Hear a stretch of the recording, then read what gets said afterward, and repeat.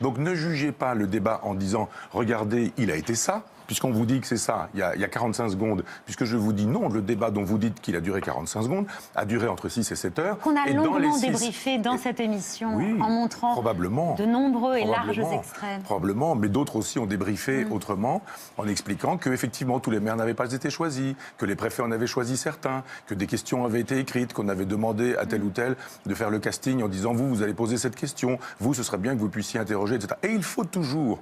Quand on est un dictateur, quand on est un tyran, je ne dis pas que c'est le cas, mais de manière générale, quand on n'est pas un démocrate, inviter quelqu'un qui ne pense pas comme vous pour pouvoir lui casser la figure en disant « mais on vous a invité, regardez ce qui s'est passé dans les débats, on peut quand même parler franchement à Macron et après vous allez nous dire que les débats sont truqués ».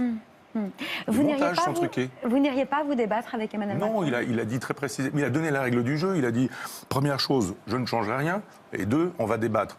Quelqu'un qui vous dit on peut débattre mais je ne changerai rien, vous dit très précisément que ça va servir à rien d'autre. Il a dit qu'il garderait le cap. Que rien n'était tabou. D'accord. Il a dit qu'il tirerait les leçons des résultats des débats, c'est écrit dans la lettre aux Français. J'entends bien, pendant 4 mois, les gens vont débattre, vont donner leurs doléances, alors qu'il suffit de se mettre un quart d'heure devant la télévision, quelques samedis que ce soit depuis le début, pour regarder les demandes des gens, elles sont très précisément connues. Le référendum d'initiative citoyenne, la création d'une banque populaire, etc. La démission d'Emmanuel Macron également. Oui, moi je ne pense pas que je ne souscris pas à ça, mais oui, c'est une demande. Mais vous pensez que c'est une revendication à laquelle Non, j'en fais pas une affaire de personne, moi. Je crois pas que... Je n'ai rien personnellement contre Emmanuel Macron, j'ai contre la politique qui est la sienne. Si vous voulez faire de la politique fiction, vous dites démission, bon d'accord, élection pour mettre qui à la place?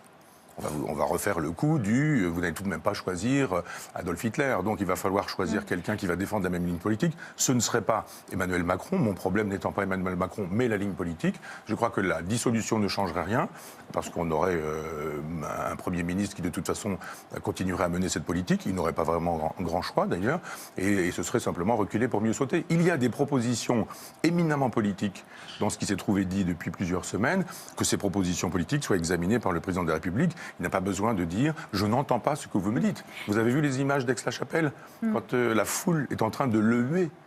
Si vous avez besoin de communicants pour débriefer avec des communicants pour comprendre qu'il y a quand même un problème... C'est la foule ou c'est le peuple?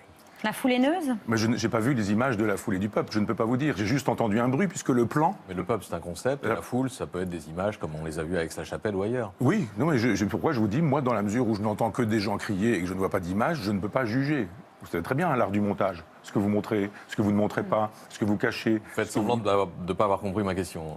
Non, mais moi je... distinction entre la foule et le peuple. Ah, ça c'est autre chose. Oui. J'ai toujours dit du peuple qu'il était l'ensemble des gens sur lesquels s'exerçait le pouvoir. Quant à la foule, elle est susceptible d'être constituée par 10 personnes qui paniquent dans un magasin un jour. La question, est-ce que le peuple, c'est le peuple qui s'est mis en mouvement ces derniers mois? Ah, il me semble que oui. Oui, le peuple.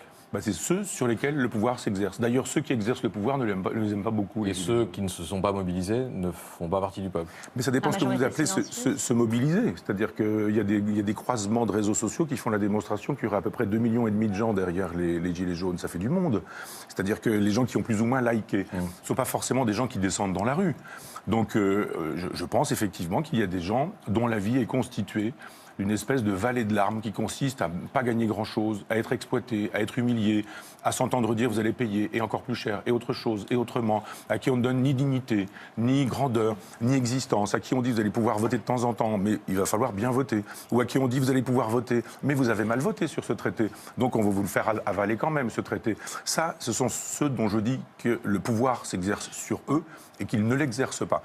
Vous pouvez me dire que ma définition n'est pas bonne, hein, mais c'est la définition que je donne du peuple, c'est ceux sur lesquels le pouvoir s'exerce. Eh bien, je pense que les Gilets jaunes sont des gens sur lesquels s'exerce le pouvoir, et il y a assez peu de gens qui exercent le pouvoir qui sont avec eux, et on voit bien d'ailleurs que ceux qui exercent le pouvoir sont très précisément contre eux, jusqu'à certains qui estiment qu'il faut leur tirer dessus, d'autres qu'il faut les traiter de nazis, d'autres qu'il faut les traiter d'antisémites, d'homophobes, de racistes, d'autres que, etc., etc., etc. D'où vient cette colère? Qu'est-ce que c'est que cette foule haineuse? Parce qu'il ne dit pas, Emmanuel Macron, ces gens qui vont tous à la messe, ces gilets jaunes qui vont tous à la messe. Pour quelle raison il ne le dit pas? Parce qu'il y a un curé qui est allé faire un jour une messe de minuit où il y a eu des gilets jaunes. Mais on n'a pas décidé que tous les gilets jaunes allaient à la messe de minuit. C'est-à-dire que quand on a un raciste chez les Gilets jaunes, ils sont tous racistes. Un homophobe, ils sont tous homophobes. Un antisémite, ils sont tous antisémites. Un qui va à la messe, ils vont pas tous à la messe. Qui a dit qu'ils étaient tous antisémites, tous homophobes, Vous avez tous entendu haineux? Et pourquoi vous avez choisi cet extrait? Il est en train de nous dire, il y a des gens qui, et il ne parle pas des Gilets jaunes, mais il y a des gens qui se prétendent le peuple. Mais c'est quoi? C'est qui? Le peuple, ça n'existe pas. J'ai déjà eu ça 100 fois, cette remarque du le peuple, ça n'existe pas, ou qu'est-ce que vous appelez le peuple? Je trouve tellement sidérant qu'on puisse dire qu'on ne sache pas ce qu'est le peuple, ou que le peuple, ça n'existe pas, que ça dépasse mon entendement, qu'on puisse dire ça n'existe pas le peuple. Le peuple, la foule, c'est la même chose. Quand je donne ma définition, je la donne, qu'on m'en donne une autre. Lui, il dit peuple égale foule, égale gens haineux. Ils sont tous là, antisémites, racistes, etc.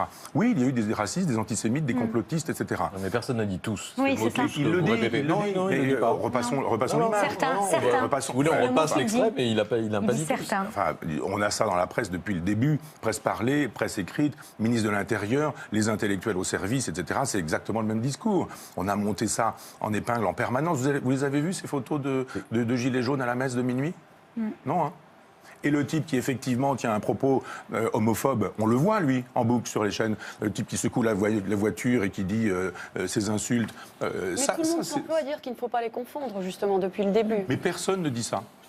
Ils sont confondus, puisqu'on nous dit ils ne pensent rien, ils disent tout et le contraire de tout, ils sont très hétérogènes, ils sont incapables d'avoir de revendications extrêmement précises, ça part dans tous les sens. Il y a des gentils, ils veulent discuter avec Macron, il y a des méchants, ils veulent arriver à l'Élysée violemment. Il n'a jamais dit ça, Drouet, il n'a jamais dit on va prendre l'Élysée, il a dit on va aller à l'Élysée, on va se faire entendre et on va se faire écouter. Et d'un seul coup, c'est un putschiste. On a un transpalette. D'ailleurs, les journalistes Qui enfonce les portes du ministère. Donc, ça a été assez drôle de faire une petite phénoménologie. Vous n'avez pas lu le mot dans la presse du transpalette. Vous n'avez pas lu ce mot transpalette dans la presse? Après, mais au moment du commentaire, moi j'étais en direct. Au moment du commentaire, c'est au moment où l'événement se produit précisément. Ah bah oui. Oui. Bah après, on a le temps d'aller chercher un dictionnaire. Mais je veux dire que ces instruments de chantier, comme on nous dit... Ces journalistes sont vraiment des incultes minables. C'est incroyable. Je ne vous fais pas dire, j'adore que vous puissiez dire la vérité de temps en temps, ça me réjouit. C'est formidable. Incroyable. C'est un moment d'anthologie. Vous saviez ce qu'était un transpalette immédiatement. Vous avez vu l'instrument, vous avez dit formidable, c'est un transpalette. Effectivement, je suis né dans un endroit où on fabrique des transpalettes. Et les journalistes, eux, sont... Ils ne savent pas tout, voyez-vous. Et comme ils estiment que ce sont des instruments de chantier, alors que ce ne sont pas des instruments de chantier, si vous avez vu un transpalette sur un chantier, alors c'est formidable. On peut dire un Fenwick. On a le droit ou pas? Si vous voulez payer une amende ou faire de la pub volontairement, vous pouvez, c'est comme Karcher, vous avez le droit. Mais je veux dire simplement qu'il y a un moment donné où il faut arrêter de dire qu'on ne dit pas ce qu'on dit. Il faut tout montrer, y compris la messe de minuit. Il faut montrer les évêques qui défendent les gilets jaunes en estimant que le catholicisme social doit reprendre du poil de la bête. Ça, on ne voit pas. Vous n'avez jamais vu un évêque, l'évêque de Montauban, par exemple. Il n'y a pas de reportage. Il n'est pas invité sur les plateaux de l'évêque de Montauban. Parce que je lis la presse, je croise les informations. La presse a donc rapporté les paroles de l'évêque de Montauban? Oui, certaines presses, pas la vôtre. Mais effectivement, il y a des informations qu'on finit par connaître parce qu'il y a des réseaux. Elles sont relayées par des journalistes. C'est une presse clandestine qui est vendue sous le manteau? Mais la preuve, c'est celle que je lis, donc elle est évidemment que les clandestines est vendue sous le manteau. Mais vous savez très bien que les informations, quand on veut les avoir, on les a. Quand on prétend ne pas les avoir, vous ne me ferez pas croire que vous ne saviez pas que l'évêque de Montauban avait soutenu les Gilets jaunes. Vous ne savez pas ça? L'évêque de Montauban avait soutenu les Gilets jaunes. Vous savez ce que c'est qu'un évêque? Vous savez ce qu'est Montauban? C'est l'évêque de Montauban. Il a soutenu les Gilets jaunes. Pourquoi est-ce que c'est si important? Mais parce que quand on me dit « Ah, la quenelle, faut-il la montrer, faut-il ne pas la montrer ?» Je réponds un peu plus largement à M. Cohen en lui disant que j'aimerais qu'on montre tout. Et j'aimerais qu'on ne montre pas que des scènes de violence, que des gens qui font des gestes obscènes. Si vous voulez ma réponse à cette question, ce geste est un geste obscène que je ne défendrai jamais. On est d'accord? Dans la morale, je dis non. Dans la généalogie, je dis pourquoi font-ils ce geste? C'est tout.